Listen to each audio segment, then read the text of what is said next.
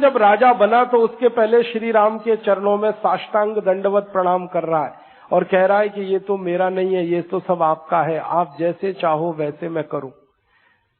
तो लक्ष्मण को तो लालच आ गया एक बार। उन्होंने कहा कि ले लो भैया कुछ सोना, अयोध्या का भला हो जाएगा। श्री राम ने कहा कि लक्ष्मण, हमारी परंपरा नहीं है लूटने की, हम 1 ग्राम भी सोना यहां से नहीं ले जा सकते। तब लक्ष्मण ने कहा कि अपनी अयोध्या तो कुछ गरीबी में है। तो राम ने जवाब दिया, जननी जन्म भूमिश्च स्वर्गादपि गरीयसी। वो भले गरीब है लेकिन हमारी जन्मभूमि है, लौटना हमको खाली हाथ ही है, लूटना नहीं है। अगर श्री राम चाहते तो लक्ष्मण को श्रीलंका का प्रधानमंत्री बनाते और लक्ष्मण की मदद से पूरी श्रीलंका का सोना अयोध्या में ले आते। क्या मुश्किल थी? लेकिन नहीं किया उन्होंने, क्योंकि भारत की परंपरा नहीं है। और श्री राम की कहानी तो मैंने इसलिए सुनाई कि आपको तुरंत समझ में आ जाएगी, वरना तो इस देश में ऐसे सैकड़ों चक्रवर्ती सम्राट हुए हैं जिन्होंने दूसरे देशों को जीता लेकिन लूटा किसी को नहीं। चक्रवर्ती सम्राट अशोक की कहानी, चक्रवर्ती सम्राट चंद्रगुप्त विक्रमादित्य की कहानी, चक्रवर्ती सम्राट हर्षवर्धन की कहानी, चक्रवर्ती सम्राट समुद्रगुप्त की कहानी, ये सब कहानियां हमारे सामने हैं। इन्होंने 20 युद्ध जीते हैं, लूटा किसी देश को नहीं। लूटना हमारी परंपरा नहीं है, तो हमने कभी लूटा नहीं। फिर भी दुनिया का सबसे ज्यादा सोना इस देश में कैसे आया, हर घर में सोने के सिक्के कहां से आए? तब इस पर खोजना शुरू किया तो पता चला कि 3000 वर्षों तक भारत ने दुनिया के देशों से व्यापार किया और 3000 वर्षों तक इस देश ने दुनिया के देशों को वो सामान बनाकर दिया जो कोई नहीं बनाता था। उस समय के व्यापार में हमारी मोनोपोली थी और एक्सपोर्ट में हम दुनिया में सबसे आगे रहते थे। दुनिया का कुल बाजार जितना था उसमें 33% एक्सपोर्ट अकेले भारत का था, पूरे बाजार। और हम इंपोर्ट एक चीज का भी नहीं करते थे, सब हम निर्यात करते थे, बेचते थे, खरीदते कुछ नहीं थे। क्योंकि खरीदे हम, ऐसी जरूरत हमको नहीं थी, क्योंकि हर चीज इस देश में बनती थी। हम निर्यात क्या करते थे? दुनिया का सबसे बेहतरीन कपड़ा हम निर्यात करते थे, सबसे बेहतरीन कपड़ा।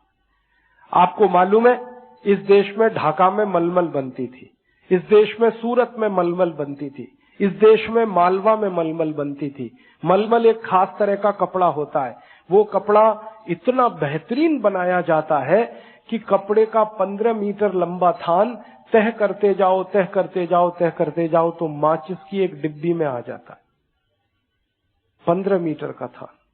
इस क्वालिटी की हम कपड़े में बुनाई करते थे और ये सारी बुनाई हाथ से होती थी, मशीनें नहीं थी।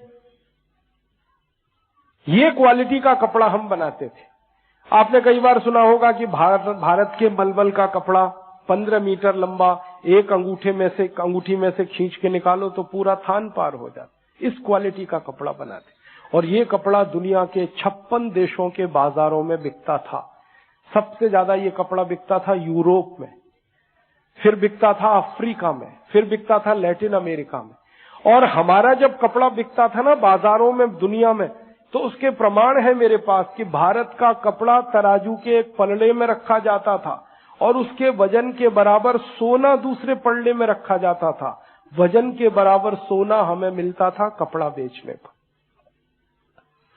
हमने 3000 साल दुनिया को कपड़ा पहनाया और उसके बदले में सोना कमाया। सोना लूटा नहीं, अपनी मेहनत से सोना हमने कमाया। यूरोप के इतिहास को जब मैंने पढ़ना शुरू किया तो रोम साम्राज्य वहां सबसे पुराना साम्राज्य रहा। रोमन एम्पायर में पहले राजा से लेकर आखिरी राजा तक सबने भारत का ही कपड़ा पहना। रोमन एम्पायर की जो रानियां होती थी वो सब भारत के कपड़े पहनती थी। अंग्रेजों के राजा रानी भी भारत का कपड़ा पहनते थे। आपको एक इंटरेस्टिंग बात बताता हूं। एक बार अंग्रेजों के राजा के बारे में लंदन की पार्लियामेंट में बहस हुई और बहस इस बात की हुई कि अंग्रेजों का राजा भारत का कपड़ा पहनता है, उसकी पत्नी भारत का कपड़ा पहनती है, तो हम भारत को गुलाम कैसे बनाएं। माने हमारे कपड़े पहनकर ये लोग रहते थे। क्यों? क्योंकि उनके यहाँ कपड़ा नहीं होता था। कपड़ा क्यों नहीं होता था? क्योंकि कपास नहीं होती थी। कपास क्यों नहीं होती? क्योंकि मिट्टी इतनी अच्छी नहीं जो कपास कर सके। तो जब सारी दुनिया कपड़ों से मरहूम थी, नंगी थी, तब हम कपड़ा बनाते थे और दुनिया को कपड़ा पहनाते थे। उसमें हमने सोना कमाया। फिर कपड़ा अकेला नहीं था, हम लोहा बेचते थे दुनिया में, स्टील बेचते थे। स्टील बनाने की परंपरा सबसे पुरानी भारत में है। आपको सुनकर ये गर्व होगा कि सारी दुनिया को स्टील बनाना भारत ने सिखाया। कच्चा लोहा, उससे स्टील कैसे बनाया जाता है, ये टेक्नोलॉजी दुनिया को भारत ने दी और स्टील दिया बनाकर। भारत के स्टील से ईस्ट इंडिया कंपनी के जहाज बना करते थे और ईस्ट इंडिया कंपनी के रिकॉर्ड्स बताते हैं कि वो भारत के स्टील से जब जहाज बनाते थे तो वो जहाज 70 से 80 साल चलता था। और वो ये कहते हैं कि किसी दूसरे देश के स्टील से जहाज बनाओ तो 15 साल में ही खराब हो जाता है। इस क्वालिटी का स्टील हम बनाते थे। भारत के स्टील की विशेषता पता है क्या थी? जंग नहीं लगता था, ये विशेषता थी। ऐसा स्टील दुनिया में हमने बनाया, जंग नहीं लगता था। और उसके प्रमाण अभी तक मौजूद हैं। दिल्ली के पास मेहरौली नाम के गांव में चले जाइए, एक लौह स्तंभ खड़ा हुआ है जिसमें जंग नहीं लगा, सैकड़ों साल से है। मैं अभी कासगंज गया था, भारत स्वाभिमान की एक सभा में। कासगंज में मैंने एक महादेव का मंदिर देखा जिसमें 500 साल पुराना घंटा लटका हुआ है, जिसमें जंग नहीं लगा है अभी तक। इस क्वालिटी का स्टील हम। दक्षिण भारत में लौह स्तंभ हैं जिनमें जंग नहीं लगा। ये स्टील हमने बनाया और बेचा और उसके बदले में सोना कमाया। लोहा बेचकर हमने सोना कमाया, कपड़ा बेचकर हमने सोना कमाया। हम ईंट बेचते थे दुनिया में। ककैया ईंट होती है जो बहुत पतली होती है और उस ईंट की स्ट्रेंथ 1000 साल होती है। उस ईंट से बने हुए मकान हजार साल तक नहीं टूटते।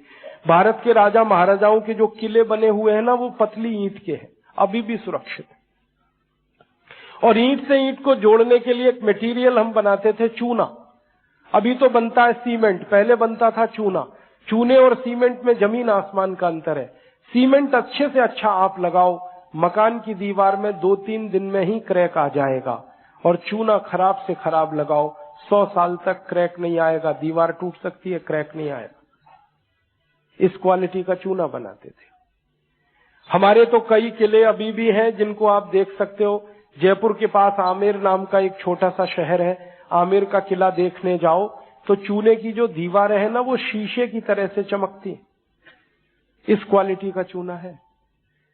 ये चूना हम एक्सपोर्ट करते थे, ईंट एक्सपोर्ट करते थे, हम लोहा एक्सपोर्ट करते थे, हम कपड़ा एक्सपोर्ट करते थे, मसाले एक्सपोर्ट होते थे, खाने पीने की चीजें एक्सपोर्ट होती थी। ऐसे सैकड़ों चीजों को हमने निर्यात किया और बदले में सोना कमाया। 3000 साल हम ये करते रहे। इसलिए इतना सोना आया इस देश में कि ये देश सोने की चिड़िया नाम से सारी दुनिया में विख्यात हो गया।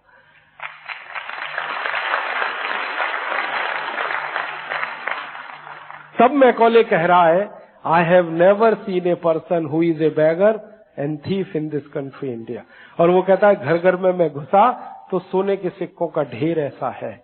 इतना धन धान्य संपन्नता वाला देश गरीब कैसे हुआ?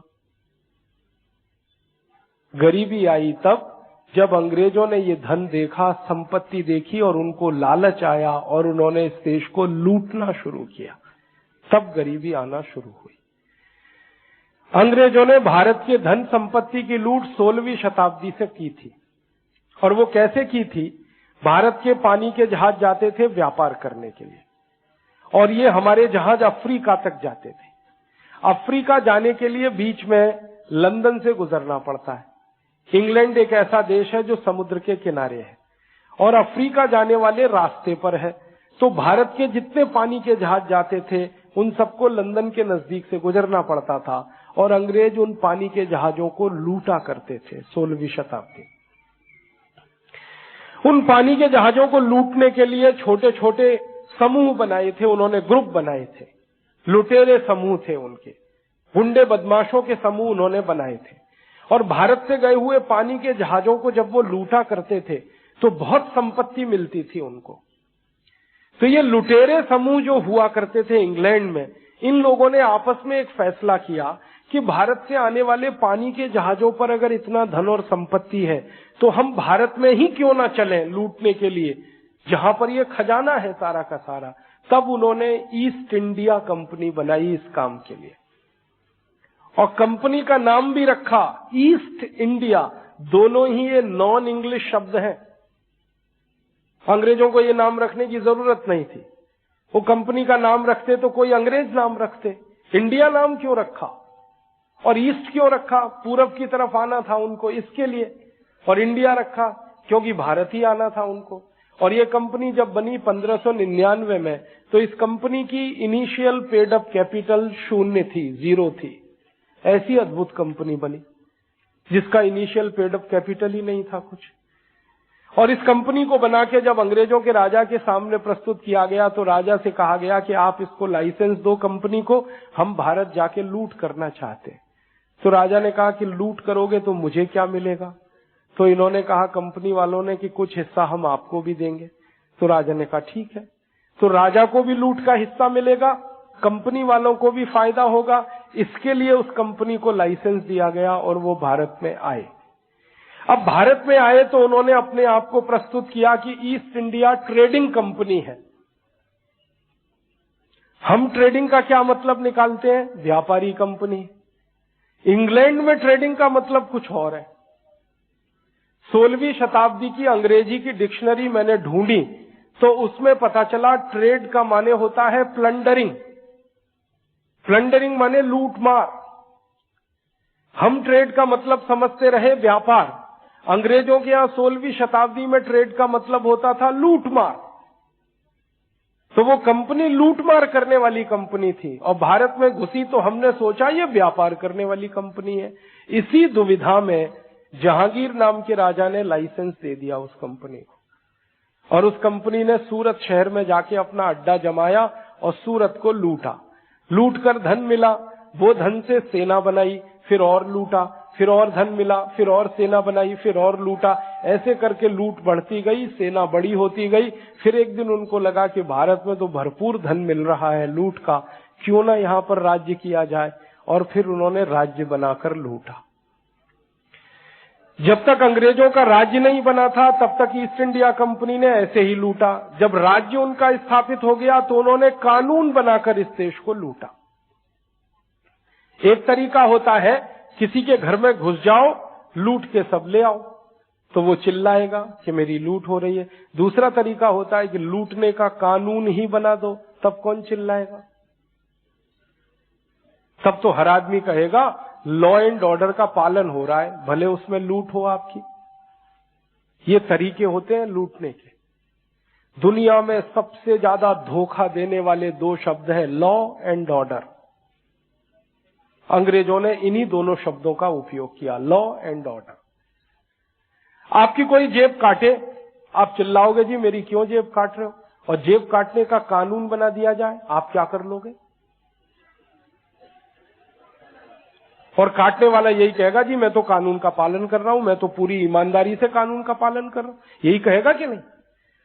तो वो पूरी ईमानदारी से कानून का पालन कर रहा है, माने पूरी ताकत से लूट रहा है आपको, और आप कुछ नहीं कर सकते क्योंकि कानून है। तो अंग्रेजों ने 100 साल तक तो बिना कानून के लूटा, फिर कानून बनाकर लूटा इस देश को। जब अंग्रेजों ने बिना कानून के इस देश को लूटा था, तब समय का एक उदाहरण बताता हूं। एक रॉबर्ट क्लाइव नाम का अंग्रेज था इस देश में, प्लासी का युद्ध लड़ा उसने 1757 में। वो सारी कहानी आप जानते हैं, इसलिए मैं रिपीट करना नहीं चाहता, लेकिन जो आप नहीं जानते वो बताना चाहता हूं।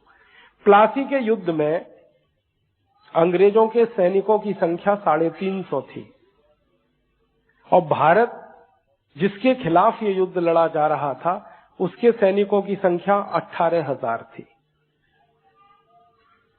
अब कोई किसी से ये कहे कि अंग्रेजों के 350 सैनिक और भारत के 18,000 सैनिक कौन जीतेगा, तो निश्चित रूप से आप कहोगे भारत जीतेगा, और जीतना भी चाहिए।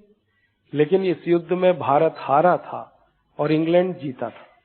350 सैनिक होने के बावजूद इंग्लैंड जीता। कारण क्या था?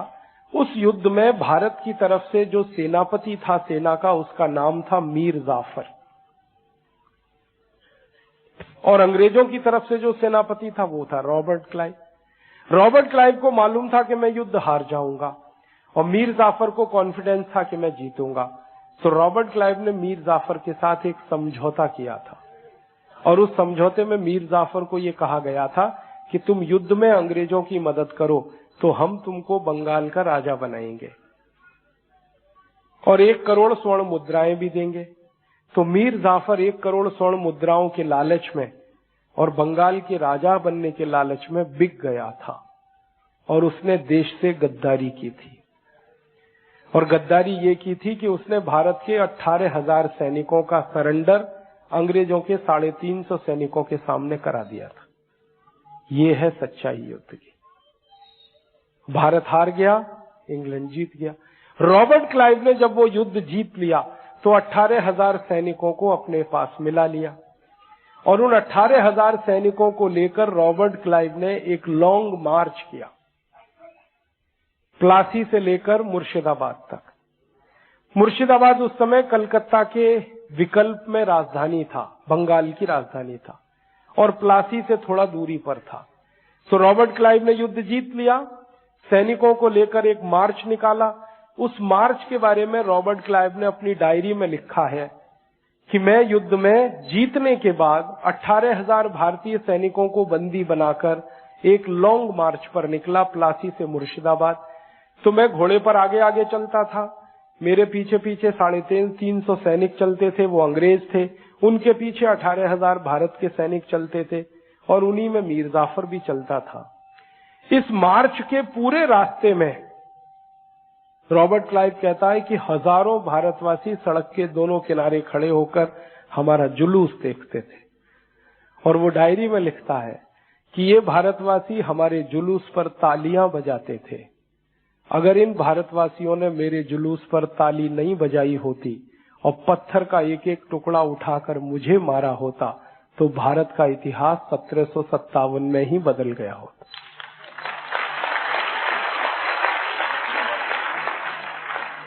कितनी गहरी बात उसने कही है। हमने अंग्रेजों को पत्थर उठा के नहीं मारा, उनके जुलूस पर हमने तालियां बजाई। हमने इस देश में मीर जाफर जैसे गद्दारों को देखा जिसने कुछ सोने के लालच में देश को बेच दिया विदेशियों के हाथ में। इसलिए ये देश अंग्रेजों का गुलाम हुआ और लूट का शिकार हुआ। फिर उस रॉबर्ट क्लाइव ने लूटा, क्योंकि वो राजा हो गया बंगाल का। लूटा उसने, लूटा हुआ धन लेके वो लंदन गया। लंदन की पार्लियामेंट में रॉबर्ट क्लाइव के ऊपर एक मुकदमा चला, उसके ऊपर केस हुआ, क्रिमिनल केस हुआ। आप पूछेंगे क्यों? क्योंकि उसने जितना धन लूटा भारत में, उस धन को उसने बंटवारा नहीं किया, अकेला हजम कर गया। शर्त यह थी कि जो धन लूट का मिलेगा उसमें राजा को भी देना है, इंग्लैंड की पार्लियामेंट को भी देना है, और बचा अपने पास रखना है। रॉबर्ट क्लाइव ने किसी को कुछ नहीं दिया, अकेला हजम कर गया, इसलिए केस चला। मतलब अगर वो लूट का बंटवारा चल करता तो केस नहीं चलता।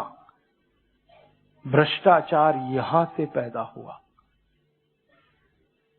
रॉबर्ट क्लाइव इस देश में भ्रष्टाचार की अम्मा था, उसने बीज बोया इस देश में भ्रष्टाचार। ले गया धन लूट का, बंटवारा किया नहीं तो मुकदमा चला। मुकदमे में उससे जो सवाल पूछे गए वो बहुत लंबे हैं, मैं एक ही सवाल को कहूंगा। उससे पूछा गया कि तुम भारत से कितना धन लूट कर लाए, तो रॉबर्ट क्लाइव ने कहा मुझे पता नहीं कितना लाया। तो फिर पूछा गया बताओ, अंदाजा बताओ, तो उसने कहा मैंने गिना नहीं। तो नहीं गिना है तो फिर भी बताओ। तो उसने कहा कि आप सोचो तो ये सोच लो कि भारत से लूट का धन लाना आसान काम नहीं था, क्योंकि भारत से लूट का धन लाने के लिए मुझे पानी के 900 जहाज किराए पर लेने पड़े। तो ब्रिटिश पार्लियामेंट में हड़कंप मच गया। उसको पूछा गया तुम लाए क्या हो, तो उसने कहा सोने के सिक्के लाया, चांदी के सिक्के लाया, हीरे जवाहरात लाया, मोती पन्ना माणिक लेके आया। इन सबको लाने के लिए पानी के 900 जहाज किराए पर लेने पड़े। इतना लूट का धन। अकेले रॉबर्ट क्लाइव ने लिया इस देश में। फिर उसको एक सवाल पूछा गया कि ये जो तुम लूट का धन लाए, पानी के 900 जहाज किराए पर लेकर, एक जहाज में कितना धन आता है? तो उसने कहा कि एक जहाज में 60 से 70 मीट्रिक टन सोना आता है। ऐसे 900 जहाज में लेके आया।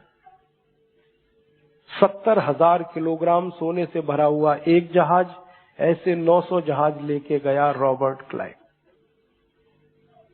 इस सोने को आज के हिसाब से अगर हम तौलना शुरू कर दें, आज सोने की कीमत 16,000 रुपए का 10 ग्राम है। आज के हिसाब से तौलना शुरू कर दें तो 300 लाख करोड़ रुपए का सोना निकलता है। अकेला रॉबर्ट क्लाइव ले गया।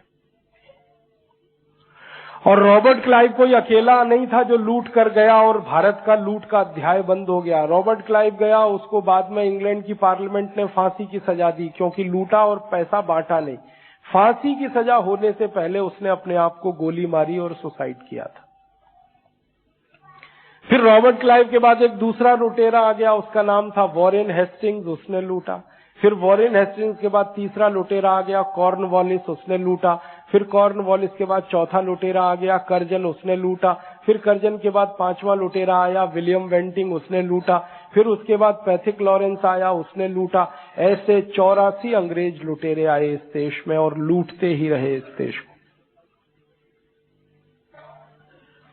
और उन्होंने जो लूटा उस धन को जब वो लंदन ले गए तो हम गरीब हो गए और हमारे लूट के पैसे से वो अमीर हो गए। हमारी गरीबी का यही एकमात्र कारण है और कोई कारण नहीं। आप इसको सामान्य रूप से यह समझने की कोशिश करिए कि अगर आपका घर कोई लूटे तो आपका घर गरीब होता है, तो देश को कोई लूटे तो देश गरीब होता है। हमारा देश इसलिए गरीब हुआ। और भारत में जो इलाका आपको सबसे ज्यादा गरीब दिखाई देता है, उड़ीसा में, बंगाल में, बिहार में। बंगाल, बिहार, उड़ीसा की गरीबी के बारे में मैं कल्पना नहीं करता था मेरे जीवन में जब तक मैं वहां गया नहीं। ये कौन बच्चा है बहन जी, माता जी, किसका है ये? गरीबी के बारे में मुझे कल्पना नहीं थी। बंगाल, बिहार, उड़ीसा में मैं पहली बार जब कालाहांडी जिले में गया एक व्याख्यान देने के लिए, कालाहांडी भारत का सबसे गरीब जिला कहलाता है, तब मुझे अंदाजा लगा कि गरीबी कितनी है। कालाहांडी में जब मैं व्याख्यान देने के लिए गया तो मेरी सभा में 3 लोग आए, एक मैं खुद, एक माइक लगाने वाला और एक दरी बिछाने वाला। 3 लोग आए थे। हम 3 लोग थे, मैं खुद बोलूं और सुनूं और 2 लोग वो थे। फिर मैंने माइक वाले को पूछा, भैया ये क्यों नहीं आए लोग सुनने के लिए? उसने कहा आप चिंता मत करो, भाषण करो, वो सुनेंगे। मैं पूछा वो कैसे? उसने कहा घर में बैठ के सुनेंगे। मैं कहा जब घर में बैठ के सुन सकते हैं तो मेरे सामने भी सुन सकते हैं। तब उसने गंभीरता से कहा कि वो आपके सामने नहीं आ सकते क्योंकि उनके शरीर पर कपड़े नहीं है। मैंने कहा मुझे उनका घर दिखाओगे? उन्होंने कहा चलो।